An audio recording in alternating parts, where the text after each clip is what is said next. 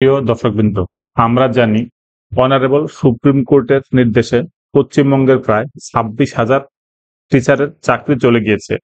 Honourable supreme court বলেছেন যে 31/5/2025 মধ্যে রাজ্য এসএসসি কে নতুন করে এক্সামের জন্য শেষ রিক্রুটমেন্ট নোটিফিকেশন বের করতে হবে, যেখানে যারা টেন্টেড নন, চিহ্নিত হিসেবে আছেন, তাদেরকেই শুধুমাত্র এই পরীক্ষায় বসতে দেওয়া হবে।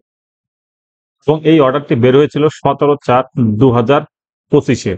এরপরে যিনি প্রধান বিচারপতি ছিলেন তিনি রিটায়ার করে যান, তারপর আবার নতুন করে প্রধান বিচারপতি নিয়োগ হয়েছেন। তো পশ্চিমবঙ্গ সরকার এর মধ্যে 29/4/2025-এ একটি রিভিউ পিটিশন দাখিল করেছেন। সেই রিভিউ পিটিশন দাখিল করার পরে এখনো পর্যন্ত কিন্তু শুনানির জন্য ডেট ফিক্সড হয়নি। এখানে দেখুন ডেট ফাঁকা আছে, অর্থাৎ শুনানি কবে হবে সেটা কিন্তু এখনো ফিক্সড হয়নি। এবার এসএসসি 2016 এসএলএসটি মামলায় যে বিষয় সেটা হলো গিয়ে আর মাত্র 2 দিন সময় রয়েছে এই রিভিউ পিটিশন হওয়ার।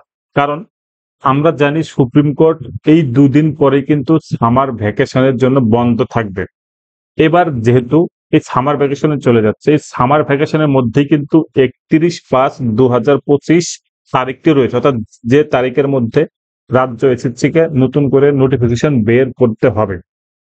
যদি এই নোটিফিকেশন বের না হয়, অর্থাৎ এই 31/5/2025-এর মধ্যে নোটিফিকেশন বের না করে রাজ্য এসএসসি, তাহলে পরে এই যে 25,000 যে চাকরি চলে গিয়েছিল, যাদের মধ্যে যে টিচারদের বলা হয়েছে যে তারা 31শে ডিসেম্বর পর্যন্ত জব করতে পারবে এবং তাদের স্যালারিও ঢুকবে, সেটা কিন্তু উইথড্র করে নেওয়া হবে।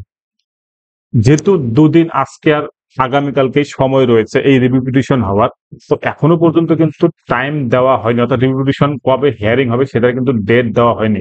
সেজন্য কিন্তু এক প্রকার কিন্তু অনিশ্চিত একটা সিচুয়েশন দেখা দিয়েছে যে কি হতে চলেছে এবার। কারণ নোটিফিকেশনও বের করতে হবে, নোটিফিকেশন বের না হলে পরে কিন্তু আগের যে রায় ছিল চাকরি বাতিল এবং টিচাররা জব স্কুলে যেতে পারবেন না এবং স্যালারিও পাবেন না, সেটা কিন্তু বহাল হয়ে যাবে।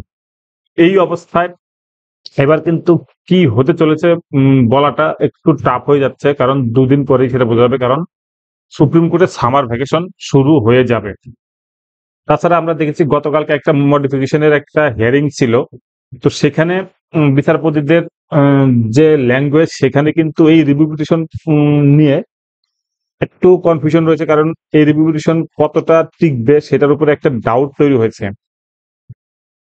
তো যাই হোক, এই অবস্থায় যদি প্রধান বিচারপতি হস্তক্ষেপ না করেন এই রিভিউ পিটিশনের ব্যাপারে, তাহলে পরে কিন্তু একটা অনিশ্চিত একটা সিচুয়েশন তৈরি হবে, এটুকু বলা যেতে পারে। তবে যাই হোক, 2 দিন দেখা যাক কি হয়। এবং সেটা যদি না হয় তাহলে পরে কিন্তু 31/5/2025-এর মধ্যে এসএসসি কে নতুন করে নোটিফিকেশন বের করার যে অর্ডার দিয়েছে সেটা তারা করেন কিনা সেদিকেও সবার নজর থাকবে।